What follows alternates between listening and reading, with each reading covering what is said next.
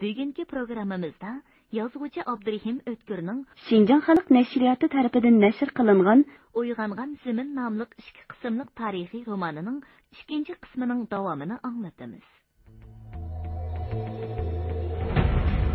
Tarna şadlıqdan judadır hayat, andı nur her ün, mulluk, tık. Almanya saksı azaytımız, cebir zulümünü tügütümüz, yurtun hiç amallıqını özümüz sorayımız.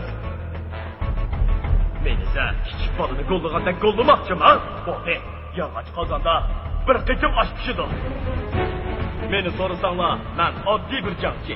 Benim maqsadım xalqni jabr zulmdan qutqizib, erkin ozodlikka chiqarib, tinch farovon turmushga ega qilish. Hey! Shu Luban degan nomodini qishqa! Oningga deydigan gapim bor. Bizni iyli tarafga ozodlik mash'ali yongan, meni xitoqlarga boshla aytamakan. Uyg'ongan ziminni endi hech kim qutqizolmaydi.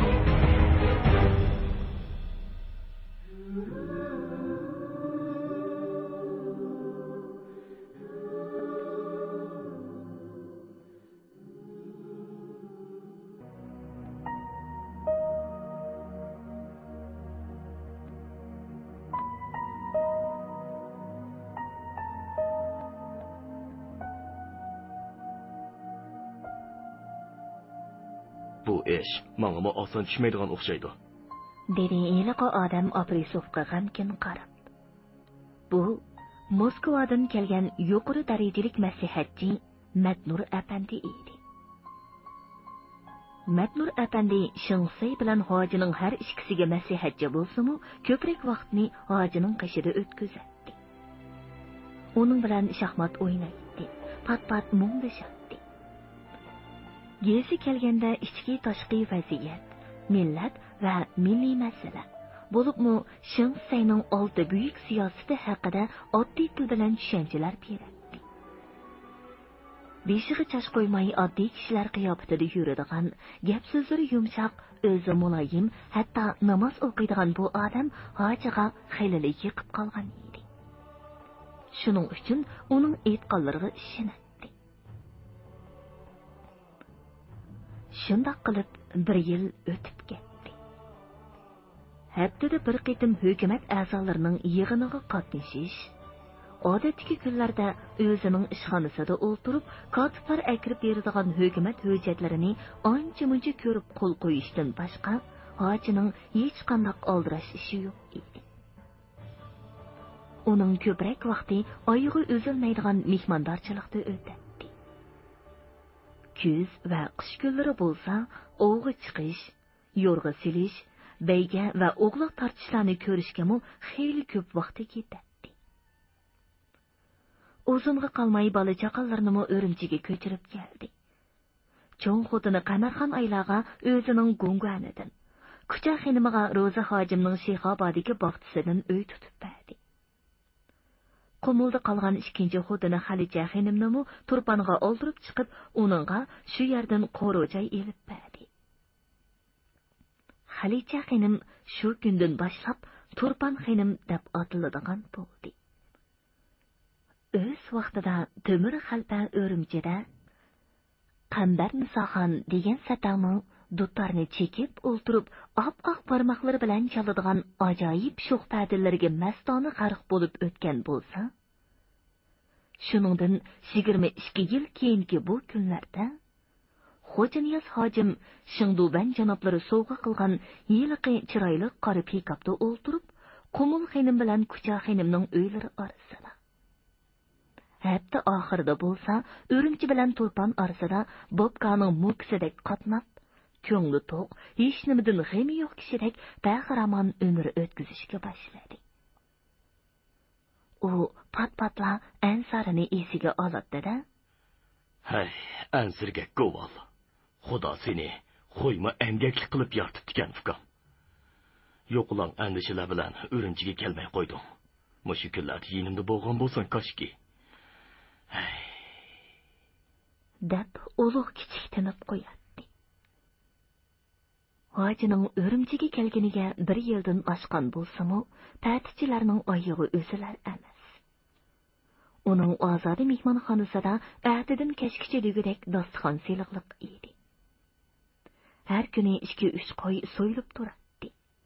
Hojim uyda bo'lmagan chaqlardami mehmonxona keldi kattalar bilan liq to'ladi.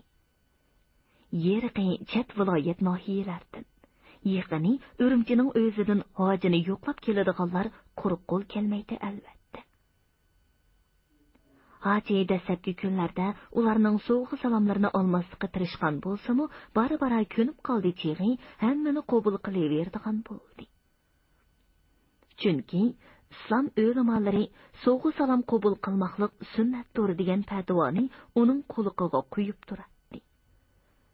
Hatto padişahlık mərtəbəsiga yetken Sulaymon payg'ambar chig'ida og'zida chekatkining bir putini tishlab salomga kirgan chumolining ko'nglini yerda qo'ymagan degan rivoyatmi bor emasmi teg'i? Bu sovg'atlar ichida quloqlari qiygan qalamga o'xshaydigan, tangi gullari biliq qasriqidek parqirab turadigan bir jup bo'z arg'amoq bilan chaqlariga rezinga qoplangan bir yangi povuskami bor edi. Bular Shingsayning sovg'atlari bo'lib, hojim yig'in va ziyofatlarga gohida yiliqi qari piykapti, gohida shu povskada boradi. Bir kuni hojining kichik enisi Yori qori omborda besilib yotgan bo'ra, tulka, sulaysun va bulg'un terilarini, tay siljigilanlar bilan esil gazdimalarni ko'rib, "Aka, buncha vala mal dunyoni besib qo'yg'icha midiriltib tursak bo'lmasmi? Unda qilsak bo'lamdi o'zi. Bu narsalar al-yurtning so'g'i salomlar tursa. Savdo tijorat, imom azamdan miros qolgan halol kasb, pulni topidi, ortiq davlat boshni yarmabdi degan gap bor aka. Hoji hech nima demadi. Sentabr oqshomlarining birida Shingsay yumshoq divanda o'tirib bo'y, panoh burun, yapma qapoq bir odamning gapiga diqqat bilan quloq solyotdi. U odam turgan o'rnida sal egilib, bir dasta qog'ozni qo'lida tutgan holda, Jungoning sharqi shimol rayoniga xos talaffuzda har bir so'zni aniq so'zlashga tirishadi. Bu Shingsayning yaqin yurtdoshi va Xinjiang o'lkalik jamoat xavfsizligi boshqarmasining boshlig'i Li Yingchi edi. Li Yingchi o'zining qo'l ostidagi ishpiyonlaridan Qorchig'i laqamliq biri tarafidan yezilib, Xanzuchiga tarjima qilingan axborotlarni tövandagi nuqtalarga yig'indiladi. Birinchi, O'lishkin Qumuldan yo'lbosning bir vakili nurg'un so'g'i salomlar bilan kelib, Xo'janiyaz bilan 2 soat suhbatlashgan. Ikkinchi, Mahmudning choparmini tunigun Qashqardan Xo'janiyazga yana xat etgan. Uchinchi, Xo'janiyazning kichik inisi Yori qori orqali qilayotgan savdo tijorati uzluksiz kengaymoqda. Yana cho. Qori qushqashning bergan axborotidan qaraganda, tunigun oqshom Tohirbek, Haydar apandi, Yunusbek qatorliqlar Matnur apandining uyiga yig'ilib, birer soat paranglashib demiş. Ular nima deyishibdi? Li Yingchi bu savolga javoban qora qushqashning bu so'g'i tuvida xeyli uzoqcha gap tinglab turgan bo'lsa-mu, parangning mazmunini ufqolmaganligini aytdi. Demak, sizning u bir nimalaringizning hammasi nonqiypala. Anglab turing. Ularning nima deyishganligini men aytib beray. Ular Xo'janiyaz nomidan Matnur apandiga meni arz qilib beribdi. Harbiy ofitserlar maktabiga musulmonlardan o'quvchi olmaganligimni millatlar huquqda barobar degan siyosatga xilof deb demiş. Ko'rdingizmi? Xo'janiyazni do'ttigili bo'lamdi ekan. U endi harbiy maktabga qo'l tiqmoqchi. Men sizga aytib qo'yay. Eliqin non qipillaringiz uyqusini ichib yursin. Menga paloni bilan ko'rishdi, palonidan paloniga xat keldi deydigan qo'riq gaplarning keragi yo'q. Menga konkret mazmun kerak. Xo'ptu be janoblari. Yana bir gap. Xo'janiyaz Nemishq Turpandan yer zimin oldi. Qumuldagi ikkinchi xotinini Nemishq Turpanga ko'chirib chiqdi. Buning hammasi bir hiyla. U Turpanni vosita qilib turib, lozim topganda Janubiy Xinjiangga, ya'ni Mahmudning qishiq tikib etmoqchi. Shuning uchun hozirdan boshlab Turpanga bo'lgan diqqatni kuchaytiring. Ammo Xo'janiyazning tijorat ishlariga qilchi to'sqinlik qilinmasin. Bu milliy qahramon savdogarchilikka qancha berilsa biz uchun shuncha yaxshi. Do'ban janoblarining aql farosatiga qoyilman. Bir soatdan beri Aprisov o'zining mehmonxonasida Shinsey bilan qiziq suhbat o'tkazmoqda. Shaxsan Chingdilining tarjimonlik vazifasini o'tayotganligi bu suhbatning na qatorliq muhim va maxfiyatligini ko'rsatib turadi. Shinsey Mahmud bilan yo'lvosni ko'rsatib, ahvol egilashga avatilgan payloqchilarning hech qanday natija qozonolmayotganligini aytib, Mahmud bilan yo'lvosni Urumchiga necha qitim chaqirsam-u, haligacha qarsini ko'rsatmadi. Bu ikkisi Xo'janiyozning ikki qonati. Xo'janiyoz bilan yo'lvos o'ttirsida ko'ni adovatlar bo'lsa-mu, ba'zi ahvollar ularning yarishib qilayotganligidan derak bermoqda. Ularning qo'lida harbiy kuch saqlanib turdigan Xo'janiyozdan xotirjam bo'g'ili bo'lmaydi. Do'ban janoblarining mulohizalariga tamoman qo'shilaman. Darvaqa Xo'janiyozni yetim qoldirish uchun oldi bilan uning ikki qonatini qayirib o'tish kerak. Biroq buning uchun qo'rg'onni ichidan buzish lozim. Biz buning chorasini o'ylashib qo'yganmiz. Aprisov shu gaplarni qilib etib, sumkasidan 3 odamning ayrim-ayrim qilib tushgan 3 parcha foto rasmini Shinseyning oldiga qo'ydi.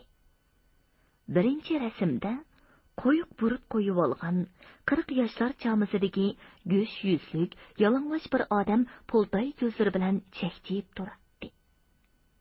Ikkinchi rasmda ko'zlaridan quvluq, shumliq yig'ib turadigan toz chiroy bir odam bodam do'ppisini cho'kirib kiyib, sal mukchiyib o'tiradi.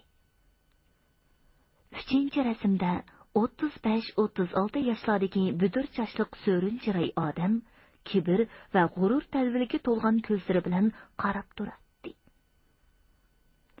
Aprisov birinchi rasmdagi poltay ko'z odamning ismini Seyit Hoji, ikkinchi rasmdagi bodam do'ppilikning ismini Hoshim Hoji, uchinchi rasmdagi budur chashliq odamni Qodir Hoji deb izohat berdi. Bu uchaylarning hammasi maxsus tarbiya ko'rgan, amaliy kurash tajribalariga boy qobil xodimlar. Ularga qat'iy ishonish mumkin. Uning ustiga hammasi Shinjongda tug'ilib o'sgan Uyg'urlar. Ular yerlik xalqning urf-odati va mijoz xulqini obdan tushunadi. U yana texmi ilgirilab, Seyit Hoji Urumchidagi, Hoshim Hoji Qumuldagi, Qodir Hoji Qashqardagi jamoat xavfsizligi organlarida ishlasa, nihoyatda muvofiq keladi deb eskartdi. Bu apandilar qachon yetib keladi? Do'ban janoblari rozilik bildirsa, pat arada chegaradan o'tadi. Bosh konsulga va bosh konsul orqali Stalin janoblariga ko'p rahmat. Dedi Shinsey beshini egib. Ondan xalq ichida, bo'libmi Uyg'urlar orasida Shinsey hukumatiga ishonmaslik, hatto qarshilik kayfiyatining ig'ir darajada mavjud ekanligini. Buning uchun hojining maydonga chiqib bir nima deyishi nihoyatda lozim bo'layotganligini. Ammo bu to'g'riliq hojiga o'zining gap qilishi ancha muvofiq emasligini aytib kelib, mundaq deydi. Hozirgi vaziyat shuni taqozo qilmoqdiki, agar Xo'janiyoz o'zi ig'iz ichib yangi hukumatni himoya qilish to'g'riliq Uyg'urlarga bevosita bir nima desa, buning roli cho'ng bo'lar edi. Tushundim. Yavoyi indiyalar o'z xudolariga qaraganda o'z oqsoqollarining gapini ko'proq anglaydi. Ba'zi jihatlarda Uyg'urlarmi indiyalarga o'xshab ketadi. Biroq u soqol, yo'q. Bosh konsul janoblarining tili bilan aytganda, bu soqolliq yelpiz ig'iz ichishni xohlamdi ekan. Bilaq qarbaqa o'zi xohlab emas, yemchikni yeyman deb ilinadi. Yemchik? Shundoq. Masalan, hozirgi paytda haliqi harbiy ofitserlar maktabidan yaxshiroq yemchik yo'q. Chunki u soqolliq yelpizning ishtahosi shuni tortib-atadi. Agar harbiy ofitserlar maktabiga musulmonlardan o'quvchi qabul qilsangiz, uning ba'zi gumonlari tugab, sizga texmi ishinadi va nima desangiz shuni qiladi. Shinsey rahmat aytib o'rnidan turdi. Шың сәй әтсала өзінің тәржіманыны әгештіріп, Hacimның ішханысыға кіріп келді де, әрби офисерлар мәктебіге мұсылман оқуғычыларны қобыл қылыш мәселесі тоғырлық, оның білән мәслихәтләшмәкче болғанлыгын әйтеп, мұндақ дейді. Aslida bu maktabga musulmon yoshlardan o'quvchi qabul qilish niyatim bor edi. Afsuski, musulmoncha oshxona va musulmoncha oshpaz masalalari hal bo'lmay, bu kamga so'rilib ketdi. Hamda shart-sharoit yetildi. Fujushi janoblari bu fikrimga qo'shilsa, harbiy ofitserlar maktabida o'qishga Uyg'ur va boshqa musulmon yoshlardan muvofiq sonda nomzod ko'rsatishni so'rayman. Uyg'ur va boshqa musulmon millatlarning yoshlari harbiy maktabda o'qiy oladigan bo'lsa, bu haqiqatan karomat ish bo'pti. Shingduban janoblari nima degan odil, nima degan kam qo'rsoq odam? Hoji uning niyatining yaxshiligini uqmay bekorg'ili og'irnib yurgan ekan. Shuning uchun bo'lsa kerak, qo'l bog'lab turgan pokinak tarjimon gapdan to'xtagan hamon hoji jo'shqin bir hayajon bilan Shingseyning qo'lini mahkam siqdi. Tuban janoblari, Rostulloh, Shinjongdagi 13 millatning buyuk doyisi bo'lishga munosib. Men bugun boshqalardan ishandim va qoyil bo'ldim. Buni barliq musulmonlarga, xususan Uyg'urlarga obdan tushundirmasam bo'lmaydi. Bugun Shingsey kutganidan ortiqroq natijaga erishdi. Chunki hoji uningga boshqalardan ishinib qoyil bo'lib qolmay, buni hatto keng jamoatchilikka tushundirmoqchi bo'lganligini o'z og'zi bilan aytdi. Musulmonlarda bo'libmi Uyg'urlarda Shingseyga ishonmaslik kayfiyati xeyli darajada mavjud bo'lib turgan. Uning siyosatlari to'g'risida har xil so'z-so'zaklar bo'layotgan sharoitda hoji o'z nomidan biror bayonot e'lon qilsa, buning siyosiy unumi na qadar zo'r bo'ladi, ha? Shuning uchun bo'lsa kerak, Shingseymo hojining qo'lini mahkam siqib turib mundoq dedi. Fujushi janoblarining og'zidan chiqqan har bir kalima so'zning Tianshan teg'idak ig'irligi bo'ladi. Agar Fujushi janoblari ikkimizning inoq ittifoqligimiz va yangi hukumatimizning siyosatlari xususida gazet yuzida hammaga, xususan Uyg'ur xalqiga qartab biror xitobnoma e'lon qilsa, noiti cho'ng ish bo'lar edi. Hoji bu taklifni qabul qildi. Shingsey shu oqshimi o'zining kundalik xotirasini monoqurlar bilan oyoqlashtirdi. Agar Mahmud bilan Yo'lbosmo Xo'janiyozga o'xshash sodda maxluqlardan bo'lgan bo'lsa, men o'zimning planlarimni burg'uroq amalga oshirgan bo'lar edim. Shunday qilib 1935-yilning 11-oktyabr kuni Yangi Shinjang nomli haftalik gazetining 25-sonida hojining bir xitobnomasi e'lon qilindi. Shinjongdagi barliq Dotay, Shenjanglarga, Dubbigi, Shangyo, madaniy ma'rif xodimlari, oqartish uyushmalari, millat komitetlari va barliq yurt cho'nglariga, bular orqali hamma Uyg'ur xalqiga xitobnoma deb sarlavha qo'yilgan bu xitobnomaning asosiy qismida mundoq deyilgan. Men xalqni jabr zulmdan qutqizish uchun zolimlar bilan rahimsiz urushdim.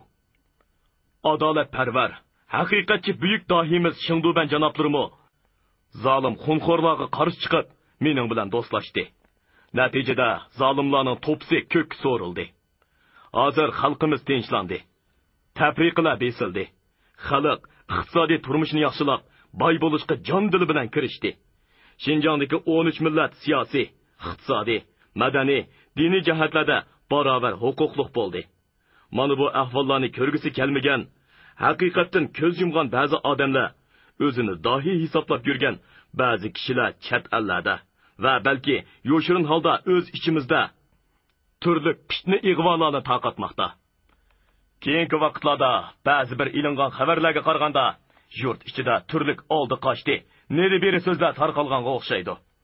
Xo'janiyoz hojim Xitoylarga setildi. Uyg'urlar alohida mustaqil bo'lish kerak edi. Sho'rolar hukumati Shinjongni tortib olmoqchi. Inqilob natijasiz bo'ldi. Bizni Xitoylar azmakda deganga o'xshash tuhmat ig'volarni taqatquchilarmi borga o'xshaydi. Bu xiyolparast, fitnaxo'r, xoinlar o'ylamamdi. Shinjongdagi 13 millat, 13 bo'lak bo'lib tursa, nima maqsadga yetmoqchi?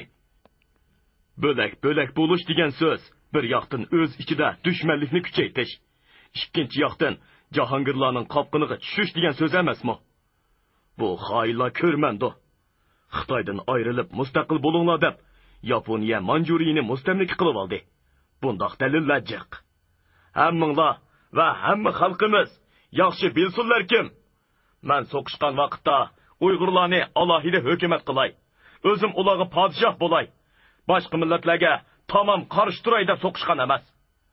Men xalqning hayvon o'rnida dasilib ketib borganligini ko'rib, zolimlarni yo'qitib, boshqalar bilan birlikda hamma millat huquqini himoya qiluvchi adolatlik hukumat qurilsin deb so'qishgan. Men hozir shu maqsadimga yetdim. Bu xitobnoma mundaq so'zlar bilan oyoqlashgan. Ey aziz Uyg'ur millatim, kelinglar, Xinjiangdagi 13 millat birlikda bir safga tizilib, hammamiz bir kishidek Jahongirlarga qarshi turib, Xoqon mamlakatining birligi va bo'linmasligi uchun Xinjiangni Buyuk Xoqon Jumhuriyatining bo'linmas bir o'lkasi qilish uchun tirishaylik. Xalqimizning iqtisodiy, madaniy turmushini olg'a chomdatayli. Xalqimizni ilm bilimlik, hunarlik, har ishga mohir qilib, madaniy millatlarni qo'g'lab yetayli. Do'stlarimizni kuldirib, dushmanlarimizni zor yig'latayli. Shunda qilib yana bir yil o'tdi. Palakning chaqi hamon o'ng cho'rgilayotgandek qiladi. Xuddi osh kuni hojim aytgandek, Shingduban janoblari rostla Xinjiangdagi 13 millatning buyuk dohiysi bo'lishga munosib kishi bo'lsa kerak. U hokimiyat ustiga chiqqandan buyon yerlik millatlarning tang huquqli bo'lib, nodonlik va qoloqlikdan qutulishi uchun madaniy maarifni gullantirishga izchil ko'ngil bo'lmoqda edi. Bo'libmi Uyg'urlarning madaniy maarif ishlariga alohida ko'yinib, bu yil 3-turkumda Sovet ittifoqiga o'qishga avatiladigan 100 nafar o'quvchining asli qaror bo'yicha 40 nafarining yanada Uyg'urlardan elinishini qattiq ta'kidlagandan tashqari, Xinjiang bo'yicha faqat Urumchida bo'lgan o'lkilik Darul Muallimin bilan o'lkilik 1-o'rta maktabdagi Uyg'ur o'quvchilarning sonini tezlikda ko'paytirish to'g'riliq alohida buyruq tushirdi. Hatta Mahmud muhiti bilan Oqsu valisi Niyoz Sheribning Janubiy Xinjiangda ma'arif bilan keng shug'ullanayotganligiga madad berib, maxsus telegramma avatdi. Toshkentga tunji turkumda o'qishga ketganlar shu kunlarda o'qishni tamomlab Urumchiga qaytishgan edi. Xinjiang tarixida tunji qitim maydonga kelgan bu yangi ziyolilar to'pini xalq ommasi Toshkentchilar deb atab, ularga zo'r qiziqish va hurmat bilan qaraydi. Biroq ularning uchisidagi kostyum burulka, bo'ynidagi galstuk va beshiga qo'yib olgan chachlari avom xalqiga yo'chinroq tuyuladi. Hatta Hojimu Tursundo'larni shu qiyofatda ko'rib, "Maham, choch qo'yib olganing nimasi? O'rislarning o'ziga o'xshab qopsan-ku, o'g'lim. O'qigan kishilarning beshiga choch qo'yib olishi shartmi? Siz shuncha o'qigan turib, choch qo'ymaydi ekansiz-ku, apandim." So'rida hojim Matnur apandidan. Buni shart degili bo'lmaydi. Ammo ati o'rgan janoblarining farzandlari Sadansha o'g'limizmi Toshkentdan beshiga choch qo'yib kelarmikin? Hojim hech nima demadi. Uzun o'tmay bu o'quvchilarning ko'pchiligi o'lka, viloyat darajalik madaniy ma'arif organlari va o'rta maktablariga, bir qismi bo'lsa ma'muriy idoralarga taqsim qilinib ishga kirishib ketdi. Tursun Do'lan o'lkalik Darul Mualliminda til adabiyotdan dars berishga boshladi. Toshkentda o'qiyotgan kunlaridan boshlab uning ism familiyasi Tursun Hasanov bo'lib qolgan edi. Uning savoqdoshlarining mutlaq ko'p qismi o'sha xilda o'rischa familiya qo'llangan edi. Bu muhojiga yoqmadi. Bu nima qiliq? Itinglarni o'rischa qilyapsizlar-ku. Men sizlarga o'rislarning tilini o'rganinglar, bilimini o'rganinglar. Ammo o'zini to'g'ri manglar demaganmidim, ha? Tursun Do'lan shu kundagi xotirasiga muni qurlani yozdi. Hoji otam qiziq odamda. O'zi biz yoshlarni o'qinglar. Yurt va millatga ma'rif kerak deydi. Endi bo'lsa, eng oddiy yangiliklarni qabul qila olmaydi. Bu koni odamlarni qanday qilisharmizkin tang?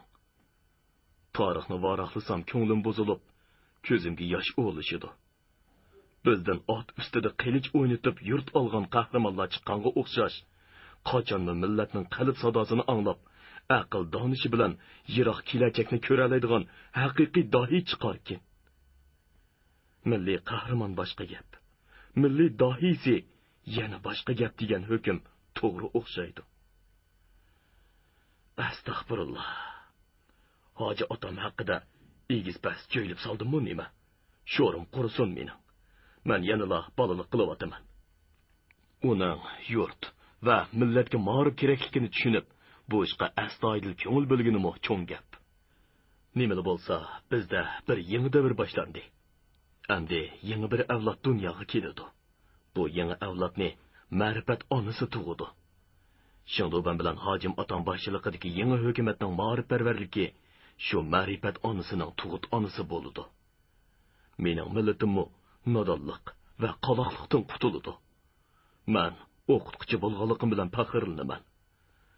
Hay, Hasan Do'lonning o'g'li. Sen nima degan baxtlik?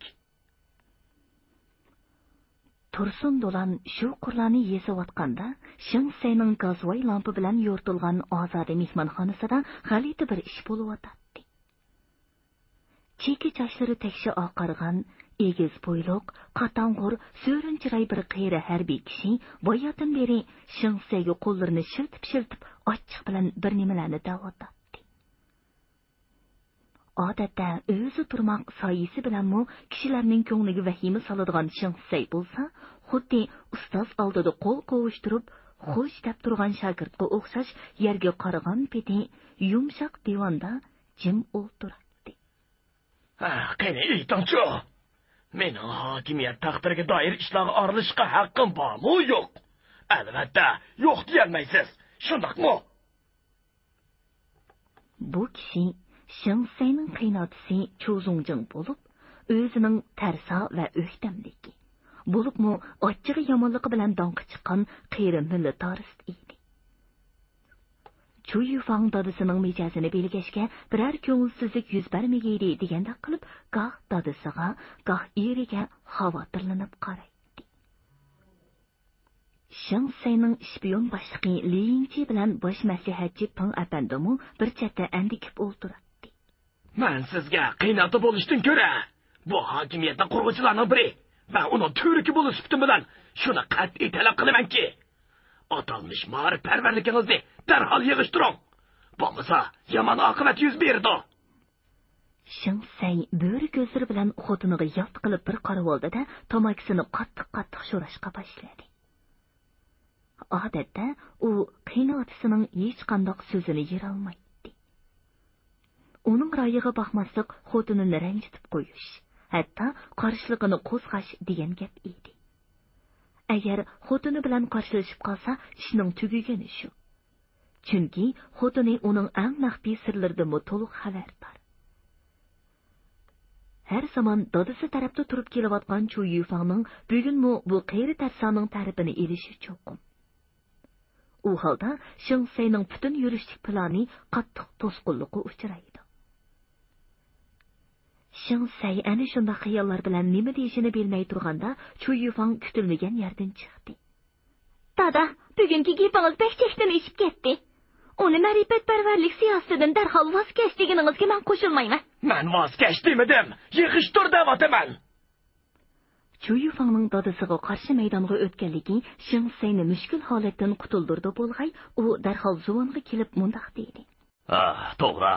Padar buzruk borimiz. Meni ma'rifatparvarlikdan voz kech degani yo'q. Faqat uni yig'ishtir da'vatida. Mumkin bo'lsa, aniqroq aytsala, men zoda qanday qilsam bo'ladi.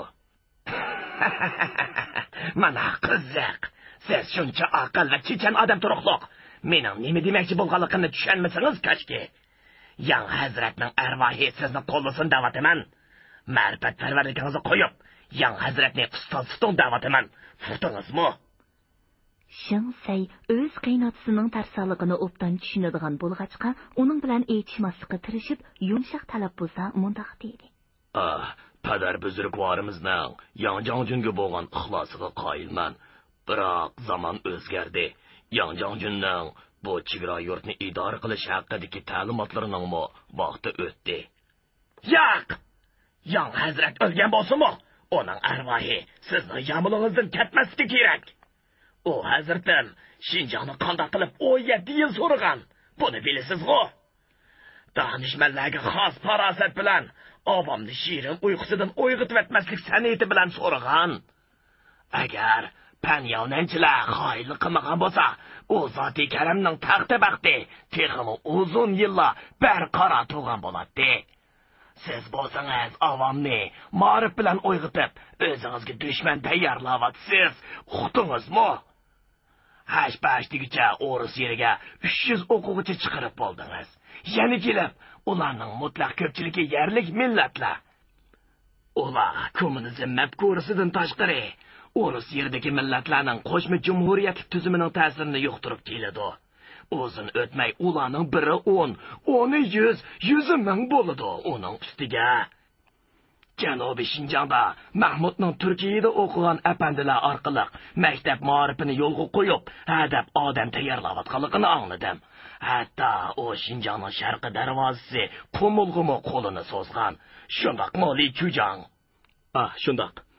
Oshim hojining bergan ma'lumotga qaraganda, Abdurahmon Qori hoji degan odam Mahmudning buyrug'i bo'yicha Qumulg'a kelib, yangicha ma'rif bilan keng shug'ullanib o'tibdi. Shundaq ma'sa Osman xudosiga omonat. 3 yilga qolmay, siz taxtingizdanmi, Shinjongdanmi ayrilib qolasiz. Uqdingizmi? Ha? G'amxo'rligingizga ko'pdan ko'p rahmat. Padar buzrukvorimizning donishmandlarcha parosatiga qoyilman. Aytqonlarning hammasi rost. Ammo kaminalarning ikki kalima gapini anglab qo'ysalar. Birinchidan, bugungi zamonda Yangjangjungning elni g'aflat tutish siyosatini yurgizishga qat'iy bo'lmaydi. Chunki jahon o'zgardi, zamon o'zgardi. Jungoda bo'lib o'tgan 4-may harakati va Rossiya inqilobining g'alabasi ta'sirida Xo'janiyaz boshlagan to'polon bu zamindagi millatlarni allaqachon uyg'otib etdi. Endi uni Sunokoning afsuni bilan uxlat qilib bo'lmaydi. Uyg'ongan millat taraqqiyotni talab qiladi. Taraqqiyot ma'rifni taqozo qiladi. Bu qonuniyatni ular tushunib qoldi. Mo'shundaq ahvolda men sharoitga moslashib, ma'rifatparvarlik siyosatini amalga qo'ymasam, bu yurtni qandoq idora qila olayman? Hokimiyatni qandoq qilib qo'lda tuta olayman? Shundaq emasmi, Pong apandi? Shundaq. To'ban janoblarining aytganlari tamoman to'g'ri. Avam uyg'onmasda xuddi bir to'p padaga o'xshaydi. Uni tayoq bilan xohlagan tarafga haydash mumkin. Uyg'ongan avam yo'lbosga o'xshab qoladi. Uni idora qilmoq ba'zi mushkul. Yo'lbosni temir qafasda saqlag'ili bo'lgan bilan, uyg'onib qolgan avamni temir qafasda saqlag'ili bo'lmaydi. Uni faqat diniy e'tiqod yoki paloni izm deganga o'xshash ma'naviy qafasda tutib tura oladi. Do'ban janoblarining Yang hazratdan ish pishirgan donishmandlik shuki, Do'ban janoblari ana shundoq ma'naviy qafasni ixtiro qildi. Bu qafasning eti ilg'orlik. Uni texmi konkurs qilib aytganda ma'rifatparvarlik. Buning hammasi quruq gap. Sizlar bu yovvoyi millatlar orasida ma'rifatparvarlikning oxir yomon oqibat berdiganligini o'ylamabsizlar. Men shundan xavotirlanyapman. Padar buzrukvorimiz xotirjam bo'lg'ay. Itayloq, mayli Toshkentda, mayli Shinjongda bo'lsin, yangicha fanniy maktablarda o'qib ko'zi ochilgan yoshlar ota-bobolari cho'qinib kelayotgan diniy xurofotliklarga, ko'ni qoida yo'sin va urf-odatlarga salbiy nazarda qaraydigan bo'lyotdi. Ular o'zini yangi odamlar, ota-bobolarni bo'lsa, yangilikqa qarshi ko'ni odamlar deb tushunyapti. Shunda qilib, har bir musulmon oila ikkiga bo'linyapti. Shu oila mansub bo'lgan millatmi parchalanyapti. Men shundan xushalmanki, musulmon millatlarning, bo'libmi Uyg'urlarning farzandlari milliy an'ana bilan hisoblashib o'ltirmay, yangilikni tez qabul qiladi ekan. Hatto milliy ziyolilarda dinsizlik xohishlari bixirib chiqmoqda. Men bir tarafdan ularga so'zlagan nutqlarimda bu xil xohishni qo'llayapman. Yana bir tarafdan diniy e'tiqodni Wang, Gung, Ahullarning huquq va o'rnini qo'g'dash siyosatini yurgizyapman. Bu hol jamiyat va millatning ichki ziddiyatlarini kuchaytirib, o'z ichidan parchalanishni tizginlamoqda. Men buningdan yaxshi foydalanishni bilaman. Bu bir. Ikkinchidan, bu so'rinda hech qanday sirni yoshirishning hojati bo'lmaganlikdan, men shuni ochiq aytayki, yana shu ma'rifatparvarlik yo'li bilan ba'zi dushman kuchlarni parchalashga muvaffaq bo'lmoqdamiz. Masalan, Mahmudning atrofidagi ixlosmanlardan, jumladan yaqin tuqqanlardan bir qism yoshlarni Urumchiga keltirib, bir necha oylik kursda o'qitish jarayonida ular yaqin kelajakda hamma huquq bizning bo'ladi ekan. Hozir mansab ustida turganlar bizning o'sishimizga to'salg'i ekan. Biz shunga munosib ish ko'rsak bo'g'udak degan to'nishqa keldi. Menimcha, eng johil dushman Mahmudning mustahkam qo'rg'onimi o'z ichidan portlaydi. Demak, ma'rifatparvarlik bayrog'i ostida bir chalma bilan ikki poqdak so'qimiz. Birinchidan, yangilik tarafdorlari menga ishinib atrofimga uyishidi, menga agishidi. Ularning koni kuchlar bilan bo'lgan ziddiyati kun sayin kuchayib boradi. Bu bizning hokimiyat yurgizishimizga foydali. Ikkinchidan, yangilik tarafdorlik bilan konilik kuchlar orasidagi kurash jarayonida har ikki tarafning sardorlari, ya'ni eng xatarlik shaxslar o'zini cho'qim oshkora qiladi. Bu bizning ularni to'nib bilishimizga imkoniyat yaratib beradi-da, vaqti kelganda ularni yig'ishtirib o'tishimizga oson bo'ladi. Mana bu jihatdan yangi hazratga bir oz o'xshaydi ekansiz. Ammo vaqti kelganda ularni qanday yig'ishtirasiz-kin deb xavotirlanyapman. Shinjongning hamma yeriga yoygan maxsus torlarimizning borligi sizga ma'lum. Bu torlar Urumchida Li Chujang bilan Sitoji, Qumulda Hoshim Hoji, Qashqarda Qodir Hoji boshchiligidagi maxsus xodimlarimiz orqali bizning qo'limizga markazlashgan. Xususan, Sovet ittifoqidan kelgan 3 mutaxassis daryoga tashlagan torning yipini tortishga kech-kunduz tayyor turgan usta beliqchilardek o'z ishiga muakkal. Vaqt soati yetganda hamma ish joyida bo'ladi. Demak, mening ma'rifatparvarligim faqat bir vosita. Asli muddo hokimiyatni qo'g'dash va mustahkamlash. Bu gaplaringizga qoyilman. Ammo men yana shuni jikilaymanki, yangi hazratning bizga qoldirgan qimmatli merosi Istifxor hujursidagi xotirlar degan kitobni pat-pat o'qib turing. Chegara rayonni idora qilish san'atida u zotga o'xshash farosatli kishi texi dunyoga kelib boqmadi. U kishi otning chulurini hech qachon o'rislarning qo'liga tutqizib qo'ymagan.